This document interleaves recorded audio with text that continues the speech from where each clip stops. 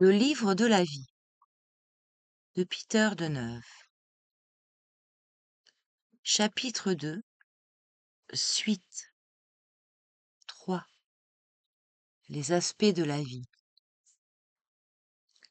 Comment doit être le disciple du nouvel enseignement? Le disciple du nouvel enseignement devra avoir un cœur pur comme le cristal, une intelligence claire comme le soleil, une âme noble et immense comme tout l'univers, et un esprit puissant comme Dieu et uni à Dieu. Une difficulté arrive dans ton cœur où le mal te dit: tu peux pécher un peu. Fais valoir la règle de ton cœur et dis: en tant que disciple, je dois avoir un cœur pur, tel un cristal, sans aucune impureté. Tu lis la règle et tu la mets dans ta poche. Une difficulté vient dans ton intelligence où le mal exerce une influence sur elle et te dit: ce travail peut être fait d'une autre manière. Alors tu dis: je dois avoir une intelligence claire comme le soleil, sans aucune ombre. Une difficulté vient dans ton âme où le mal veut la tenter. Dis: je dois avoir une âme noble et immense, tel le grand univers, sans aucune mesquinerie. Et enfin, si une difficulté vient et si le mal tente ton esprit, dis: je dois avoir un esprit puissant comme Dieu et uni à Dieu. Chaque jour, si tu es dans un trouble, fais valoir selon le cas la règle correspondante et prononce-la plusieurs fois par jour. Après toutes ces tentatives, le mal s'avère dans un inconvénient et dit: ces humains sont illuminés et sages, je ne peux les séduire par rien.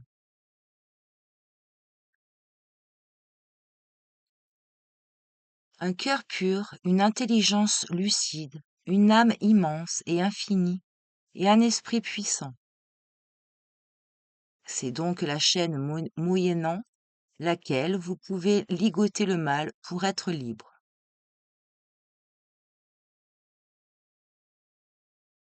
Je veux que vous soyez absolument libre. Je sous-entends libre dans vos conceptions, dans vos croyances, sentiments, pensées et actes.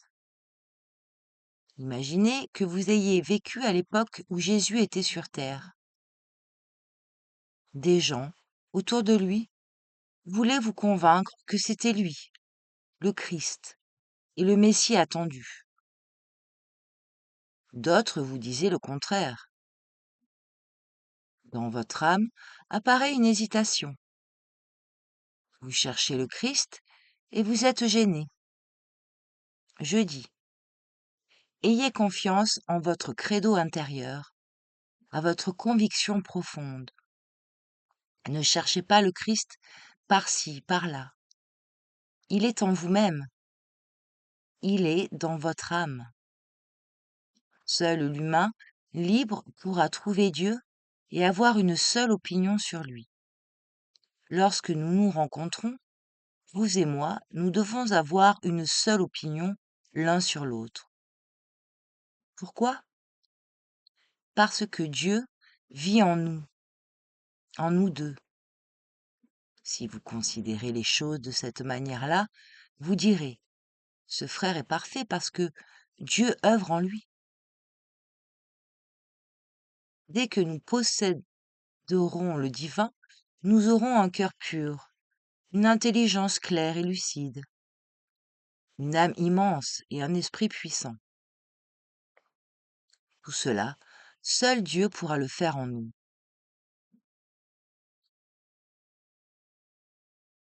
Vous dites: notre vie est rude, difficile et pénible. Cessez de gémir. Mais c'est difficile d'aimer. Pourquoi souffrir d'aimer? Lorsque Dieu entre en vous pour y vivre, il vous montrera comment vous devez aimer. Il vous apprendra les méthodes de l'amour et les lois de la sagesse. Alors, vous aimerez en votre amour, et votre amour sera saint. Ce sera une bénédiction, tant pour celui que vous aimez que pour celui qui vous aime. Ainsi donc, je m'adresse à vous tous, aux jeunes et aux vieux, à ceux qui ont commencé, à ceux qui n'ont pas encore commencé. Je dis, mettez-vous tous à travailler. Certains disent, nous n'avons rien appris jusqu'à présent. Oui, le savoir et la vertu ne peuvent pas être versés dans vos têtes avec un entonnoir. Laissez Dieu œuvrer en vous, et dès qu'il sera manifesté, faites comme les deux frères. Sacrifiez votre bonheur personnel à ce qui est divin en vous. Si vous ne faites pas de cette manière, il y aura une dispute en vous-même. Plusieurs questionnent. Devons-nous être savants? Oui, bien sûr. Nous ne nous contentons pas du savoir ordinaire, ni de l'amour ordinaire, ni de la sagesse, de la vérité, de la vertu et de la justice ordinaire. S'il s'agit de connaissance, nous aspirons à cette connaissance que seul Dieu possède. S'il s'agit d'amour, de sagesse, de vérité, de justice et de vertu, nous tâchons d'acquérir l'amour divin, la sagesse divine, la vérité divine, la justice divine et la vertu divine. Les choses ordinaires n'existent plus dans notre pensée. Notre idéal est le divin, le sublime, l'absolu, qui est réel, tout ce qui crée les ombres tout en demeurant lumière. Vous dites, je suis ignorant. Ne parlez pas de l'ignorance. Je suis pécheur. Ne parlez pas du péché. Je suis faible. Ne parlez pas de la faiblesse. L'apôtre Paul dit, nous, les puissants, nous devons porter les faibles. Je sous-entends par là que Dieu qui est puissant peut porter nos faiblesses et nos défauts. Celui en qui Dieu vit pourra porter les faibles. Et je dis à celui qui est faible, Dieu peut vivre en toi et tu peux être fort.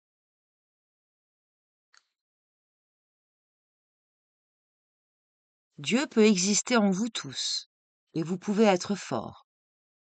Par conséquent, donnez la liberté à Dieu en vous. Ne le limitez pas. Ne lui donnez pas de règles pour qu'il agisse. Ne demandez pas à Dieu des vêtements, des souliers, des chapeaux. Commencez par ce qui est le fondamental, la vie. Les vêtements, les souliers et les chapeaux viendront tout seuls. Dès que la vie divine sera venue en vous, vous aurez tout. Que cette vie est belle, elle apporte la liberté à nos âmes. Lorsque le matin tu te lèves empli de joie, sache que le visage de Dieu est en toi. Il n'y a pas en effet une bénédiction plus grande que celle de voir le visage de Dieu gai et joyeux.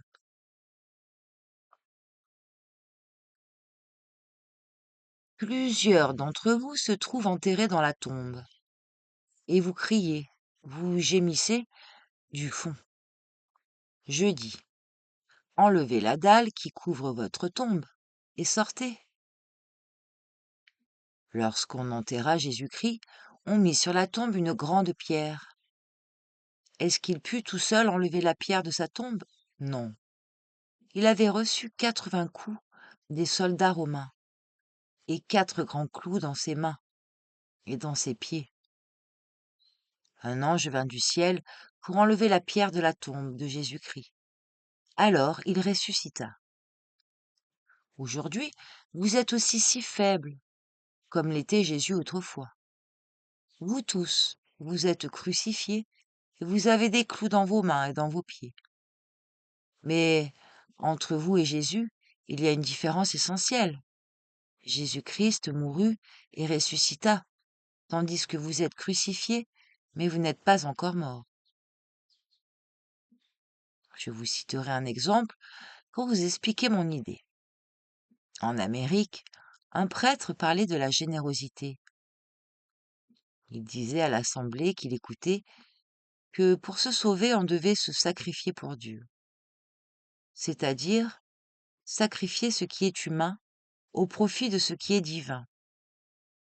Et parmi tous ceux qui l'écoutaient, un homme très riche dit: Non, on peut se sauver sans le sacrifice et sans la générosité. Le vagabond, qui était à côté de Jésus sur la croix, comment s'est-il sauvé? Quel était son sacrifice? Le prêtre lui répondit: Le vagabond sur la croix était un homme mourant, tandis que toi, tu es un vagabond vivant. Votre situation est identique.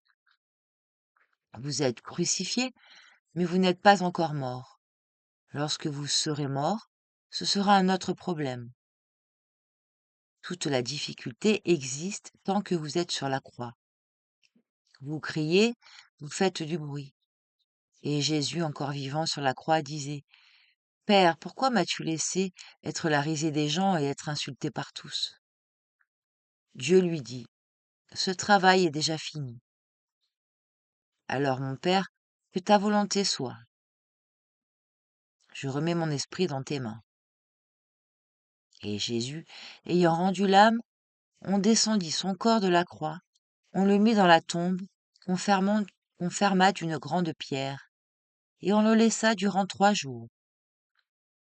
Le troisième jour, un ange du ciel descendit, déplaça la pierre de la tombe, et Jésus ressuscita.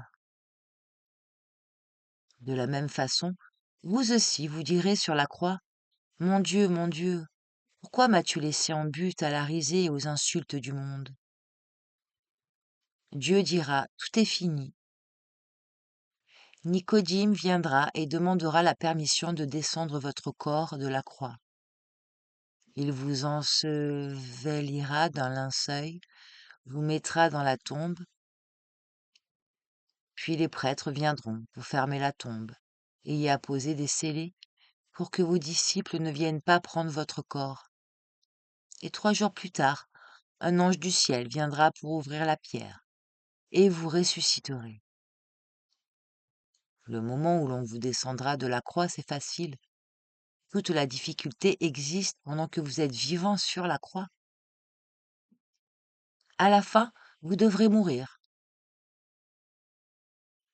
En disant mort, nous sous-entendons la transformation de la conscience. Lorsque Jésus-Christ fut mort sur la croix, sa conscience se transforma. Il reçut l'illumination concernant le grand ordre dans le monde et le nouveau qui arrive dans la vie.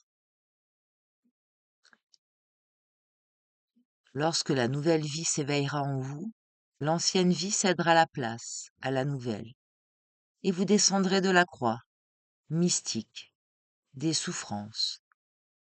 Un ange du ciel viendra pour déplacer la pierre sur votre tombe, et vous entrerez dans la liberté de la nouvelle vie, dans la résurrection.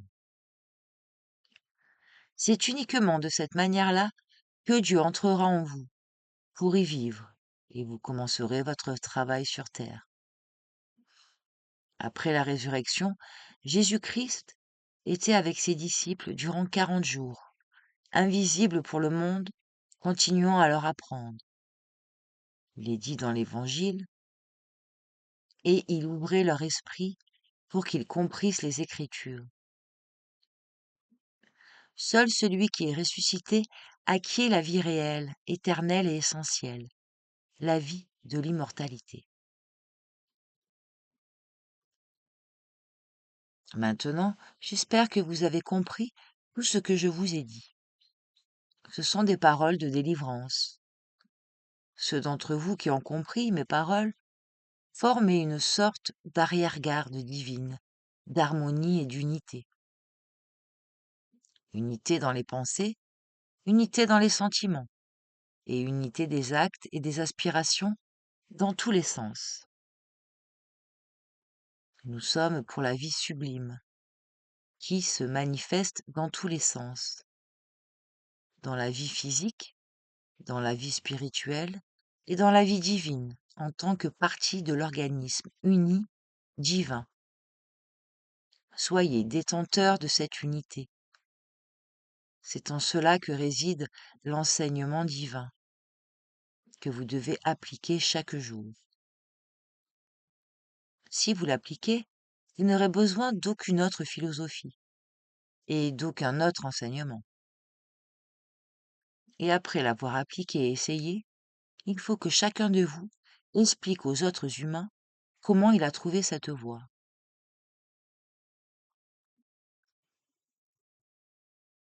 Donc, travaillez assidûment cette année pour appliquer l'enseignement divin.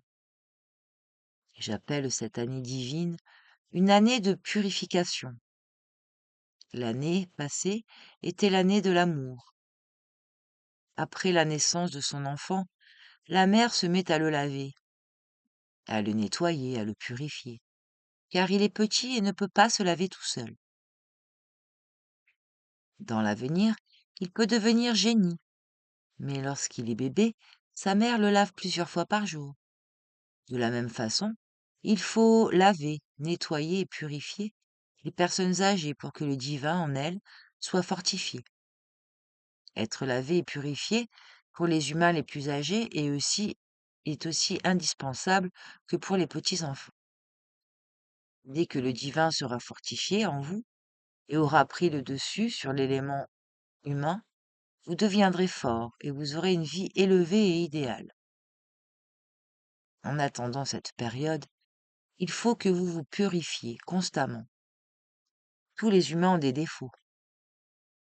Ces défauts sont des conditions nécessaires pour la manifestation de l'âme. Lorsque l'âme existe dans ces conditions limitatives, elle commence à errer par-ci, par-là, telle l'abeille, qui se jette contre la vitre fermée d'un château pour sortir et se libérer. Elle ne voit pas les obstacles qui existent. En effet, les obstacles dans le monde sont indispensables pour notre évolution. Après être venu en nous, le divin délivrera l'âme de tous les obstacles et de toutes les limitations. Vous tous, vous avez besoin d'une foi positive et absolue. Si cet enseignement vous paraît difficile, dites: tous nous pouvons comprendre et appliquer l'enseignement divin.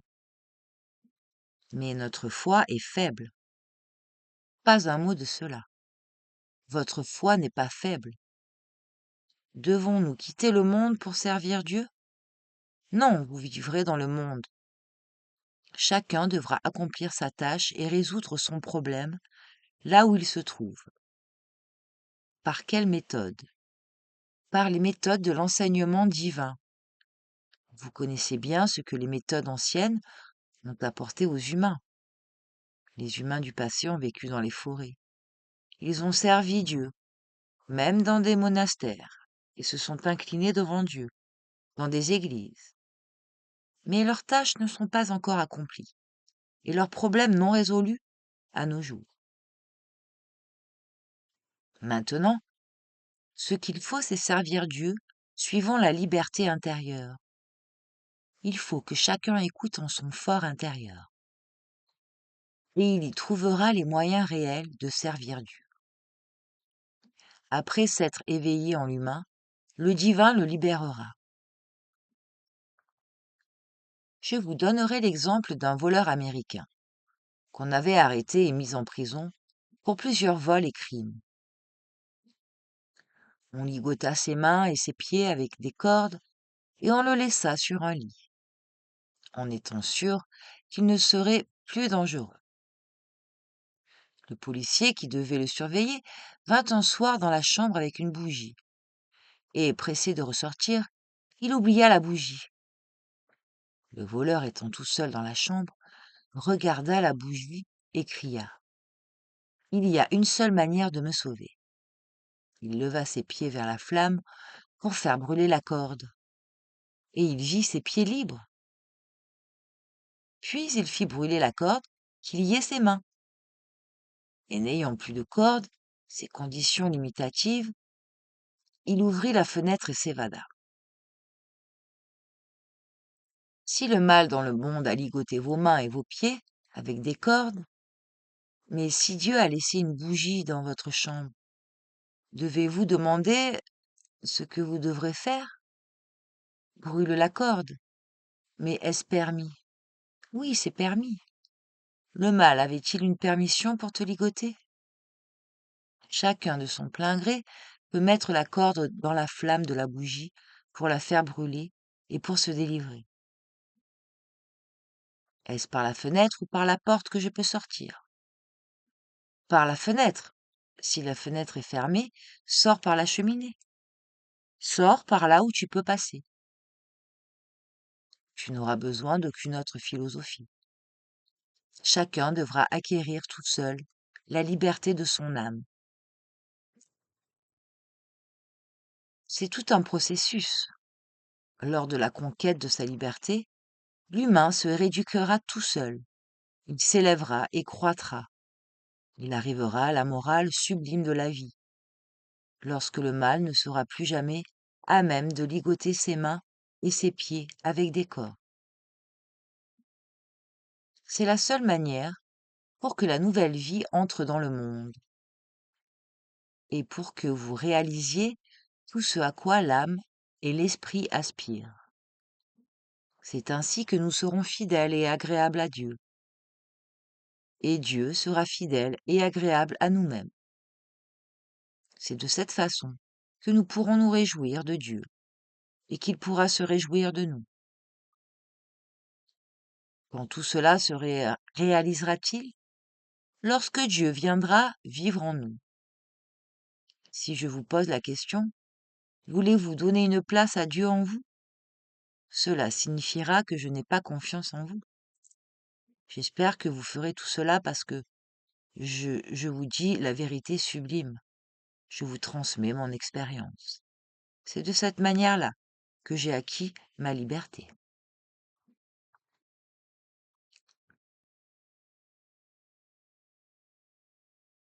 Retenez ceci.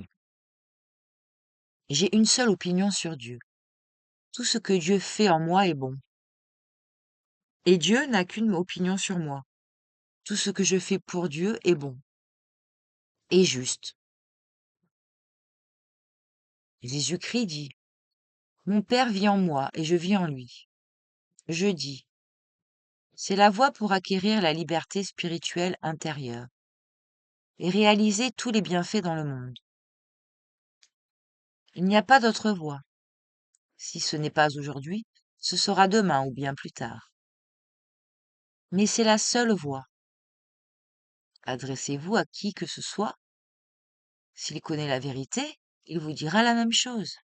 S'il ne connaît pas la vérité, il vous trompera en vous disant toutes sortes d'autres choses. Jésus-Christ dit, mon Père et moi, nous sommes un. Mon Père existe en moi et je vis en mon Père.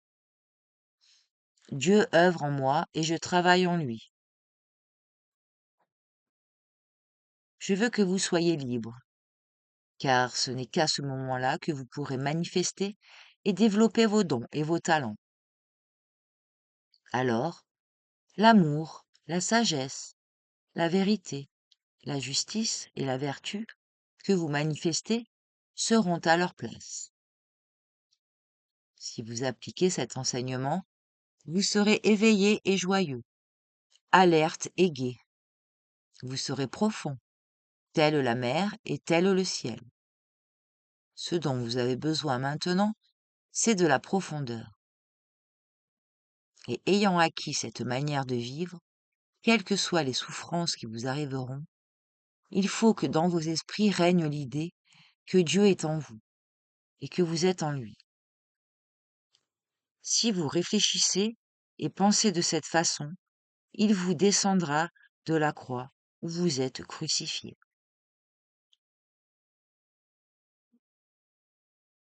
Maintenant, vous direz, que devons-nous faire? N'allons-nous pas prier? L'humain doit-il prier pour sa liberté? Au travail. Mettez la corde qui lie vos mains et vos jambes dans la flamme de la bougie, pour qu'elle y brûle. N'allons-nous pas chanter? Quand l'humain chante-t-il? Lorsqu'il a terminé son travail. Quand les moissonneuses chantent-elles? En allant faire la moisson et en revenant, mais non en travaillant. Et vous aussi, lorsque vous veniez ici pour votre travail, vous chantiez. Maintenant, vous êtes au travail. Celui qui travaille ne chante pas. Lorsque vous aurez fini, vous chanterez aussi. On ne chante pas à tout instant. Si je vous fais gravir le mont de Vitosha pour y faire un travail pour une journée chaude d'été, est-ce que vous pourrez chanter? En montant, vous ne pourrez chanter que dans votre âme. Mais dès que vous aurez gravi le mont et fini le travail assigné, vous pourrez chanter tout à fait librement. Pour la réalisation de toute chose, il existe un moment bien déterminé. Le moment de chanter est aussi déterminé. La journée d'aujourd'hui est une journée de travail.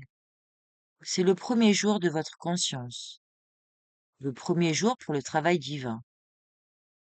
Jusqu'à maintenant, vous n'avez pas travaillé. Et vous devez savoir, le travail que vous ferez aujourd'hui déterminera votre avenir pour toute l'éternité. La journée d'aujourd'hui détermine votre avenir. Elle est des plus belles journées de votre vie dans l'éternité. Jésus dit, mon Père œuvre et moi je travaille. Je souhaite maintenant que vous tous, vous soyez au travail, car vous êtes dans la journée du travail. Ne dites pas que vous travaillerez le soir, non. Cette journée n'a pas de soir, c'est un jour éternel. Sans soir, un jour où le soleil ne se couche pas. C'est un jour de l'aube éternelle et du lever éternel du soleil. Une journée où les choses ont un commencement sans avoir une fin. C'est la journée la plus belle de la joie et de la gaieté. Dans l'Écriture sainte, il est dit, quand je verrai ton visage, mon âme se réjouira. Ce vers parle notamment de cette belle journée de travail. En travaillant uniquement pour Dieu, l'humain pourra voir le visage de Dieu et son âme se réjouira. Maintenant vous dites, ce serait bien si toutes les sœurs et tous les frères de Provence étaient aussi ici. Tous sont ici. Pourquoi? Parce que chaque sœur ou frère du monde physique qui est inscrit en haut dans la fraternité blanche a chacun personnellement 2 délégués qui le représentent. Le premier délégué est du monde divin et l'autre délégué est du monde des anges. Ainsi donc, si 1000 personnes étaient venues en effet, on serait 3000 forts. 1000 personnes dans le monde physique, 1000 personnes dans le monde angélique et 1000 personnes dans le monde divin. La puissance n'est pas en vous, qui êtes dans le monde physique. Elle est en ces 3000 personnes réunies ici. Ce sont elles qui travaillent, et non pas uniquement les humains dans le monde physique. Savez-vous ce que peuvent faire ces aides d'en haut? Ce sont elles qui accomplissent l'œuvre de Dieu. Ils travaillent à travers elles.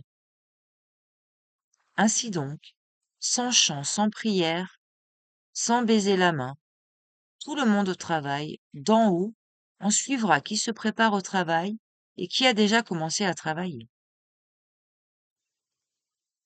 Je vous salue avec la grande journée du travail.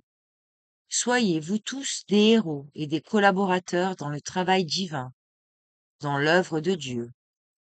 Ce jour est arrivé. Commencez le travail divin, car il détermine votre vie à l'avenir.